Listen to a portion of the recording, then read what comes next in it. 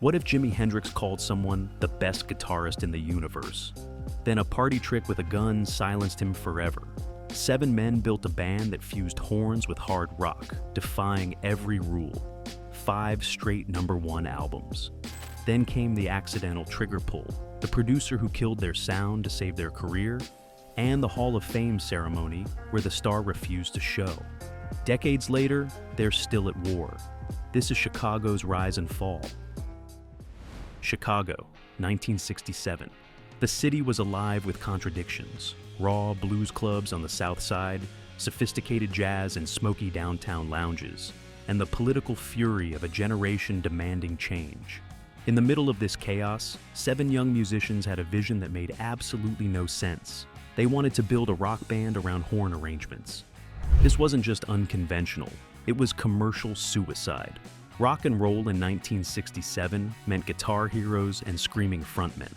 It meant Jimi Hendrix setting his Stratocaster on fire, or Eric Clapton coaxing blues from his Les Paul. Horns belonged in jazz clubs and Motown studios, not rock stages. But these 7 didn't care about the rules. The core came from DePaul University, 3 music students who believed horns could drive a rock song with the same power as distorted guitars. Walter Parazider on woodwinds, Lee Loughnane on trumpet, and James Pankow on trombone. They weren't interested in playing backup. They wanted their instruments to lead. Before we continue, don't forget to like and subscribe to the channel. They found their rock foundation in Terry Kath, a guitarist with a blues soul and a voice that could shift from tender whisper to primal scream in a single phrase. Drummer Danny Seraphine brought the thunder. Keyboardist Robert Lamb, classically trained but rock-obsessed, became the primary songwriter, crafting lyrics that mixed political consciousness with personal vulnerability. The final piece arrived in late 1967 when they recruited Peter Cetera, a local tenor with a bass guitar, who could sing harmonies that soared above the horns.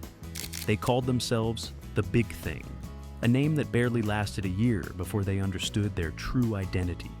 They renamed themselves Chicago Transit Authority, a declaration that they belonged to the city's working soul, its industrial heartbeat. When the actual transit authority threatened legal action, they simply became Chicago.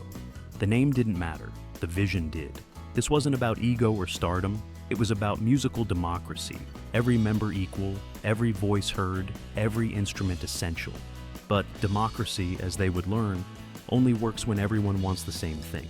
In 1969, producer James Guercio walked into Columbia Records with an insane proposal: release a double album by an unknown band. Not a greatest hits collection, not a live recording, a debut, 2 full records of original material from 7 kids nobody had heard of. Executives thought he'd lost his mind. Double albums were reserved for established superstars: Bob Dylan, the Beatles, Cream. You didn't gamble that kind of vinyl, that kind of distribution on unknowns. But Guercio believed. He'd heard what Chicago Transit Authority could do. The way Terry Kath's guitar could scream like Hendrix one moment and whisper like B.B. King the next. The way the horns didn't just punctuate songs, but drove them forward with rhythmic force. The way Robert Lamb's lyrics captured the political anxiety of the late 60s without preaching. Columbia reluctantly agreed. Chicago Transit Authority arrived in April 1969 like nothing radio had ever encountered. It featured a song called Does Anybody Really Know What Time It Is? A philosophical meditation on modern alienation disguised as a catchy pop tune. Does anybody really know what time it is? Critics were baffled. Was this jazz? Was this rock? Was this commercial or experimental? The answer was yes, to everything. The album's ambition was staggering. Side 4 featured a 13-minute track called Liberation that moved through multiple movements like a classical suite. This wasn't background music for parties. This was music that demanded your full attention, and audiences gave it. The album became a sleeper hit, eventually peaking at number 17 and staying on the Billboard charts for nearly 3 years, at one point holding the record for the longest-running rock group album. But radio was a different beast entirely. Chicago's first single, Questions 67 and 68, stalled at number 71, radio programmers didn't know what to do with a song that shifted time signatures and featured extended horn solos. It was too long, too complex, too challenging for the 3-minute attention span of top 40 radio. So, Columbia did what record labels always do when art doesn't conform to commerce. They edited it. In 1971, 2 years after the original release, they chopped questions 67 and 68 down to a radio-friendly length and re-released it. This time, it climbed to number 24. Beginnings got the same treatment, re-released in June 1971 and soaring to number 7. The band had proven their point, sort of. The music could succeed, but only if you cut it down, smoothed it out, made it fit the format. And there was another wound from 1969 that never quite healed. Chicago had been scheduled to perform at Woodstock, the cultural moment that would define an entire generation. But promoter Bill Graham, wielding his contractual power like a weapon, forced them to play his Fillmore West venue in San Francisco instead. He gave their Woodstock slot to another artist he managed, Santana. Peter Cetera later admitted they were sort of peeved at him for pulling that one. It was an early lesson in how the music industry worked. Artistry could be overruled by contracts. Historic opportunities could be stolen by managers protecting their interests. And the band would have no say in the matter. By 1970, they'd shortened their name to Chicago and released their second album. This one featured Make Me Smile and the hard-rocking showcase for Terry Kath's guitar prowess, 25 or 6-4, a song about the struggle to write a song at 25 or 26 minutes before 4 a.m. The song hit number 4. The horns hadn't just found their place in rock and roll, they'd conquered it. The first half of the 1970s belonged to Chicago. While other bands released an album every 2 years, Chicago operated like a machine, numbered albums arriving with clockwork regularity, each one multi-platinum, each one expanding their dominance, 5 consecutive #1 albums, 21 top 10 singles. They became the second most successful American band in terms of combined singles and album chart success, trailing only the Beach Boys. Robert Lamb's Saturday in the Park captured the optimism of the early 70s, the belief that despite Vietnam, despite Watergate, despite everything falling apart, there could still be moments of collective joy. Saturday in the Park. Feelin' Stronger, Every Day, co-written by Peter Cetera and James Pankow, hit number 10 in 1973. The horn arrangements were as intricate as ever, but there was something else creeping into the sound, a smoother production, a more polished sheen. Behind the hits and the sold-out tours, cracks were forming in the Democratic Foundation. The constant demand, annual albums, relentless touring schedules, pressure to deliver hits, was exhausting everyone. Substance abuse crept into the band. Creative arguments became more frequent.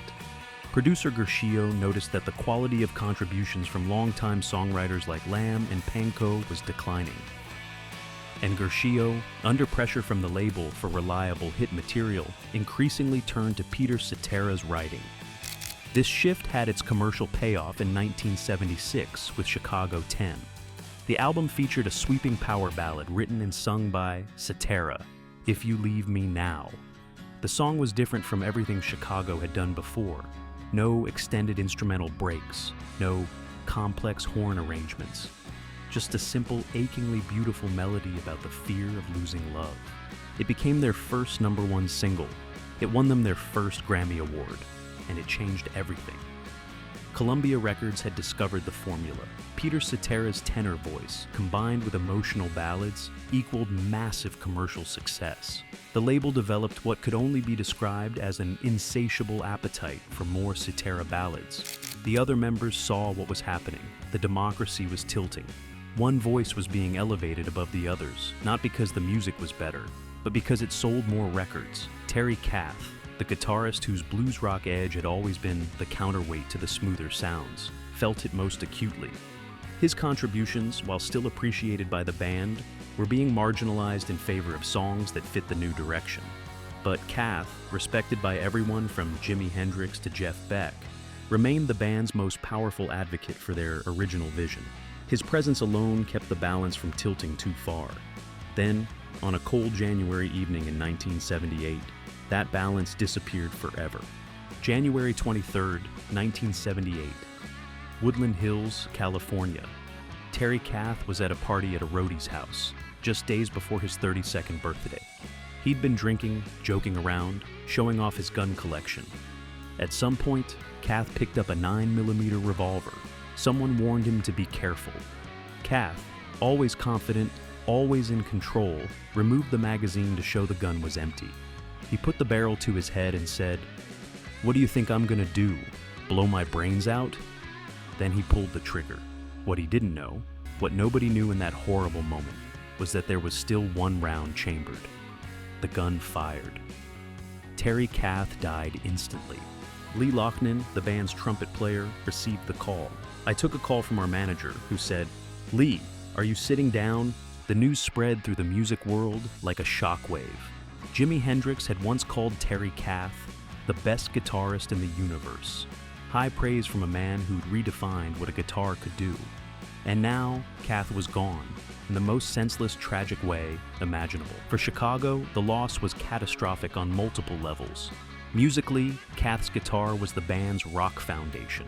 The grit, the edge, the blues soul that balanced the sophisticated horn arrangements. His vocals brought raw emotion to songs that could otherwise feel too polished. But the deeper loss was creative. Kath had been the strongest voice advocating for the original progressive rock vision. He was the counterweight to the commercial pressure building around Peter Cetera's ballads. The tragedy robbed the music world of one of its brightest talents. But it also removed the internal force that had been keeping Chicago from fully embracing the commercial direction established by "If You Leave Me Now." In the aftermath, the band was lost. Producer James Garishio was fired in 1978. They released a few albums that failed to recapture their past dominance. The magic that had made them unstoppable was gone. By the dawn of the 1980s, Columbia Records dropped them. The band that had delivered 5 consecutive #1 albums, that had outsold nearly everyone in America, was suddenly without a label. They were facing extinction, and extinction demanded a choice: hold on to the original vision and fade into history, or reinvent themselves completely and survive. Survival won. But the price was everything they had once believed in. In 1982, Chicago brought in producer David Foster for the album Chicago 16. Foster was a master of the adult contemporary sound: lush synthesizers, pristine production, songs designed for easy listening radio and soft rock stations. Foster looked at the band and saw exactly what Columbia Records had seen 6 years earlier. Peter Cetera's voice was the key to commercial resurrection. Everything else was expendable. The democratic structure died immediately. Foster rejected most of the material submitted by the band's longtime songwriters. He brought in outside compositions. He focused the entire sound around Cetera's tenor, building arrangements that showcased his voice while pushing the horns into the background. The signature Chicago sound, Terry Kath's blistering guitar, James Panko's intricate horn charts, was replaced by synthesizers and polished production that could have come from any adult contemporary studio in Los Angeles. The strategy worked with brutal efficiency. Chicago 16 reached #9, driven by the lead single, Hard to Say I'm Sorry, which soared to #1.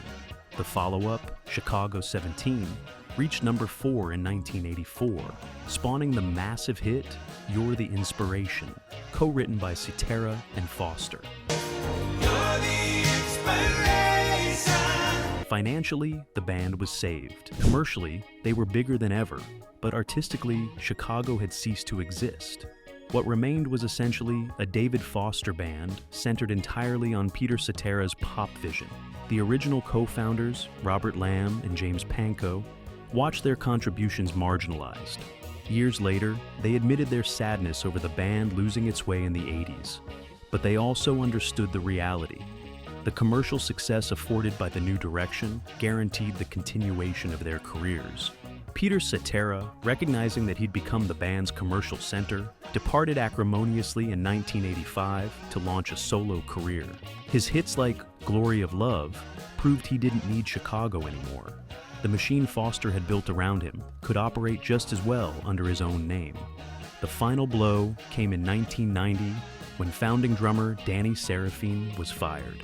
The official explanation pointed to Seraphine being too distracted by business concerns, but the separation was bitter, filled with accusations and resentment. The original 7-member unit, the musical democracy that had started in Chicago in 1967, was finished. Only 4 of the founding members remained in the band. They'd won the war for survival, but they'd lost everything that made them Chicago. Today, Chicago remains one of the longest-running and most commercially successful American rock groups, with record sales surpassing 100 million units globally. But their legacy is permanently fractured, split down the middle between 2 irreconcilable identities. On one side, the sophisticated progressive rock of the 70s, the horn-driven epics, Terry Kath's guitar pyrotechnics, the musical democracy that dared to challenge every convention of rock and roll. On the other side, the polished, chart-dominating soft rock of the 80s, the power ballads, the synthesizers, the songs designed specifically for radio rotation and maximum commercial appeal. The Civil War over which Chicago represents the real Chicago has never ended. This conflict was displayed most publicly during the 2016 Rock and Roll Hall of Fame induction ceremony, a moment that should have been triumph and reconciliation. Peter Cetera, whose departure defined the schism between the 2 eras, refused to attend. In contrast, founding drummer Danny Seraphine did return to perform with the remaining members. After 25 years away, Seraphine stepped behind the drums and slipped right into the band like he had never left. The reunion was deeply emotional, a brief glimpse of the brotherhood that once existed. But Cetera's empty chair on that stage spoke louder than any performance. The democracy had collapsed into dictatorship, and dictatorship had fractured into permanent estrangement. Yet through all the betrayals and bitterness, the music endures. 21 top 10 singles. Songs that still play at weddings, reunions, and long drives. The ultimate irony of Chicago's story is this. The music they created, both the raw, democratic sounds of the 70s and the slick, formulaic pop of the 80s, united millions of listeners, even as the pursuit of that success ultimately divided the men who made it. Chicago proved that horns could drive rock and roll.